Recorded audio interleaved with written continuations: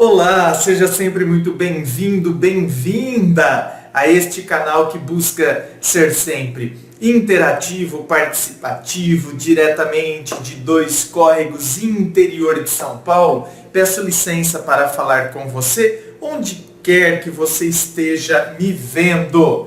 E vamos ao e-mail de hoje. Dele que diz assim: olá André Massolini, tudo bem? Tudo ótimo, meu querido, espero que com você também. Visualizo sempre seus vídeos nos quais me deixa menos tenso com o término da minha relação de namoro. Muito obrigado. Queria que por gentileza você fizesse um vídeo no qual tirasse todas as minhas dúvidas. Bom, todas as suas dúvidas eu já não sei, né? Talvez algumas. E também de muitos casais pelo Brasil. Essa é a minha história, onde quero que você coloque um ponto e me diga se é possível reconquistar minha ex-namorada de volta aos meus braços. Veja, tinha uma relação até 1 ano e 6 meses normal, bem tranquila, aquela paixão entre os dois. Eu tenho um pouco de ciúmes, podemos dizer mais do que o normal. Olha lá. Então não é um pouco, né? Não é um pouco, não. A pessoa começa a dizer, não é clorofilada, hein? Tô verde como você hoje, né? Tô todo clorofilado. A pessoa começa, né, Clô? Dizendo, tem um pouco de ciúme. Talvez um pouco mais que o normal. E quando falou que é um pouco mais que normal, você pode ver que a coisa tá feia. Vivia desconfiado. Olha lá. É um pouco de ciúme. Um pouquinho só. Vivia desconfiado. Mas eu tenho um pouco de ciúme só.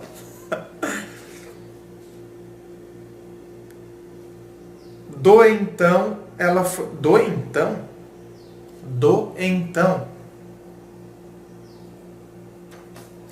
Vamos cortar esse do. Então, ela foi morar em outra cidade há 1 ano. E vivíamos um namoro à distância. Nunca teve traição de ambos. Nesses tempos, acho que uns 5 meses, eu vivia sempre olhando as redes sociais dela. Se ela postasse algo, obviamente eu seria o primeiro a ver. Ah, as redes sociais, hein? Acabei de gravar o vídeo falando exatamente sobre isso. Terminamos 3 vezes e voltamos. E vivíamos brigando por besteiras. Ele colocou besteiras com letras garrafais. Então, quer dizer... Gente, casais que vivem brigando por besteiras. Casais do meu Brasil. Cuidado. Viver brigando por besteiras é ficar fazendo com que a ferrugem entre na engrenagem da relação. Se ela postasse algo que eu não gostasse, que eu não gostava, eu ligava. Mandava SMS já com o intuito de brigar. Ah, não, então pera lá. Se ela postou algo e você, por qualquer motivo, e tem razões reais para não ter gostado daquele algo que foi postado, você já liga ou manda SMS com o intuito de brigar. Então, olha só, gente, olha a diferença. Olha a diferença de você dizer o seguinte: eu ligava, primeiro eu olhei a postagem, analisei para ver se não era coisa, paranoia minha. Eu acredito que é um passo a passo que a gente tem que fazer. Porque pessoas impulsivas... às vezes nem leu a frase direito. E às vezes uma palavrinha faz toda a diferença na leitura ali. Não percebeu que a frase estava dentro de um contexto, como resposta de uma publicação em que a pessoa foi marcada por uma amiga, sabe? Por isso que eu digo, tem que analisar com critério. Aí às vezes a pessoa já passa o olho ali, aí eu era o primeiro a ver. Aí já mal viu, tô louco, o que é? Já liga ou manda SMS, ó lá, com o intuito, palavras dele, com o intuito de brigar. Olha quanta diferença de quando a pessoa diz assim, eu ligava com o intuito de saber, de dialogar, de perguntar por quê, o porquê daquela postagem. Então, você vê que coisa? É por isso que eu estou falando que a gente faz com que as ferrugens entrem na engrenagem da relação. Eu já não ligo no intuito de conversar, de querer saber. Eu já ligo no intuito de brigar. Cuidado quando você tem aquela ideia de que, porque as brigas apimentam a relação. Não apimenta. Não apimenta. Briga só traz desgaste na relação. Uma ou outra briga é comum acontecer na relação. É evidente que sim. E aí, talvez, você criou essa ideia de que a briga apimenta a relação. O que apimenta uma relação é o bem-estar da relação. E não briga. Briga traz mal-estar. Mas depois quando a gente volta, é aquele fogo. É aquela coisa quando a gente faz as pazes. Então, se para ter fogo precisa ter briga, então tem alguma coisa errada aí na relação. Se para ter fogo, para pegar fogo na cama, tem que ter briga, então tem alguma coisa errada. A gente precisa se estapear, a gente precisa criar todo um mal-estar antes para ter depois uma noite de prazer.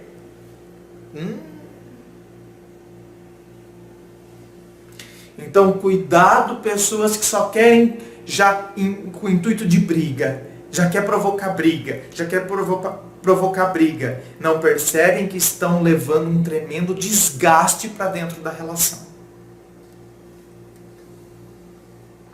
Tudo era um bicho, sabe?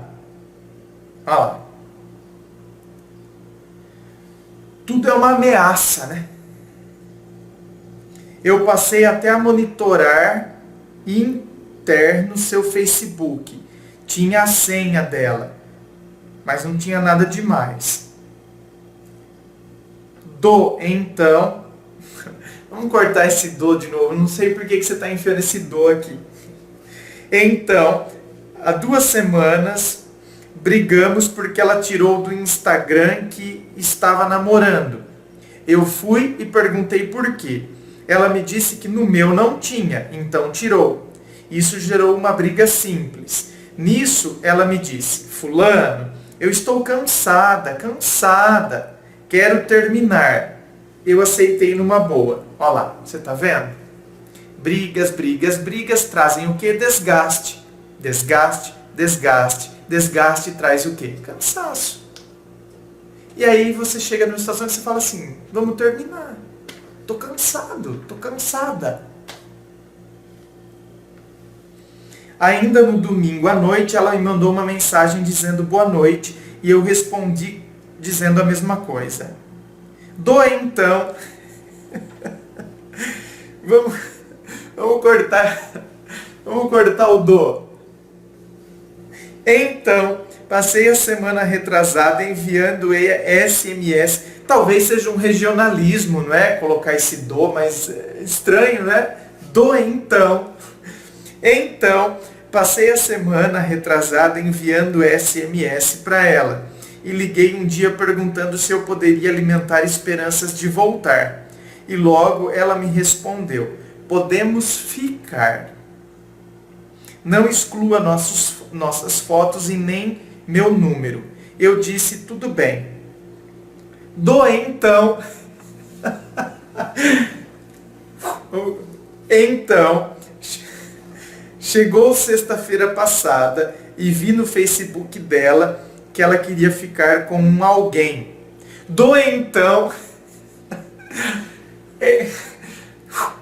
Então, do nada, sem pensar, liguei para ela e disse muitas coisas, até o termo safada. Fui muito grosso. Não foi do nada, né? Você viu a postagem dela e aí você ligou, mas vocês estavam separados.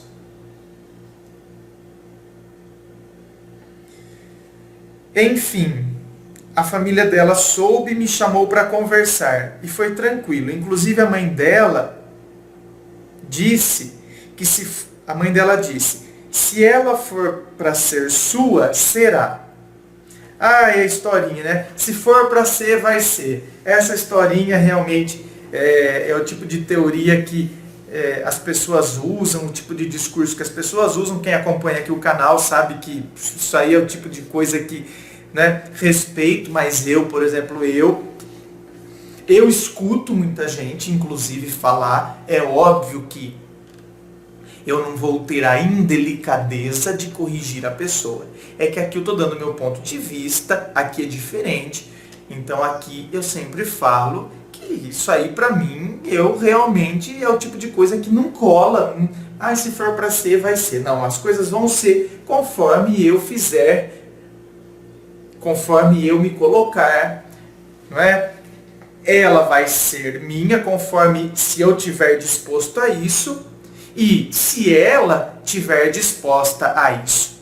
Agora, né, se ela for para ser sua, vai ser, viu? Então, quer dizer, você não precisa mudar nada, ela também não precisa mudar nada, ninguém precisa fazer reajuste nenhum, porque se for para ser, vai ser. Então, ninguém tem que se colocar, ninguém tem que fazer nenhum tipo de reajuste, ninguém tem que perguntar o que de fato aconteceu, onde de fato nós erramos, porque se tiver que ser, vai ser, entende? É óbvio, como estou dizendo, eu ouço isso direto também, pessoas dizendo isso, eu não vou ter a indelicadeza de corrigir a pessoa. Eu simplesmente, eu sei, mas a pessoa ela não está refletindo naquilo que ela está falando. Para mim, não tem, sabe, a participação humana. Se for para ser, vai ser. Então vamos ficar sentados esperando. Vamos ficar ali esperando força de não sei o que, para que as coisas sejam. Eu também não assumo a minha própria vida, não assumo o que eu tenho que fazer, não tenho um posicionamento, não me coloco, não me posiciono, a outra pessoa também não, e a gente vai, né, deixa a vida me levar, a vida leva eu. Então, quando foi sábado de carnaval, ela estava na cidade e mandei um SMS para ela falando que nosso relacionamento acabou, mas não queria perder a amizade. Ela disse que o que fiz com ela ainda está doendo, a ferida estava aberta e que esperasse o tempo. Quem sabe? Nisso vi ela no domingo à noite, mas não falei. Passei e ela ficou olhando. Enfim, estou querendo mudar. Querendo ser um homem diferente. Então, você está vendo como é outra história? Como são outros 500. Se ela for para ser sua, vai ser. Não. Eu vou agir. Eu quero ser diferente. Eu quero mudar. Você está vendo como o discurso é outro? Mostrar que mudei. Mas como fazer isso? Como reconquistá-la? Eu a amo muito, mas para que tudo venha a dar certo, ela deve ver como mudei. Bom, meu querido, para ela ver como você mudou, você tem que tomar consciência que de fato o que você precisa mudar. E essa mudança não é no intuito de que porque eu quero que ela veja, porque eu quero que ela volte para mim. Essa mudança tem que ser você com você. É o eu consigo mesmo. Você entende? É a luta do eu com o próprio eu. Eu comigo mesmo. É a luta do eu com o próprio eu. Quais são as mudanças, quais são os reajustes, o que eu preciso fazer na minha vida, porque aí as mudanças acontecem. Independente dela voltar comigo ou não, independente dela ver que eu mudei ou não, eu estou fazendo isso por mim. Aí as mudanças são reais. Aí as mudanças ganham visibilidade. E sabe por que elas ganham visibilidade? Porque aí sim a gente começa a ter atitudes concretas a partir de um posicionamento adequado. Ai, ai, ai, me bati.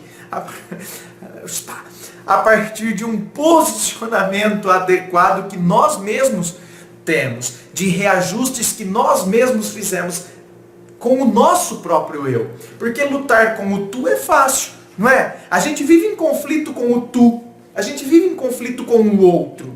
Agora, estar em conflito, no sentido de luta interna, do eu com o próprio eu, quais são as mudanças que eu tenho que fazer, os reajustes que eu devo fazer na minha própria vida. Ah, bom, aí é diferente. Então aí é uma luta interna.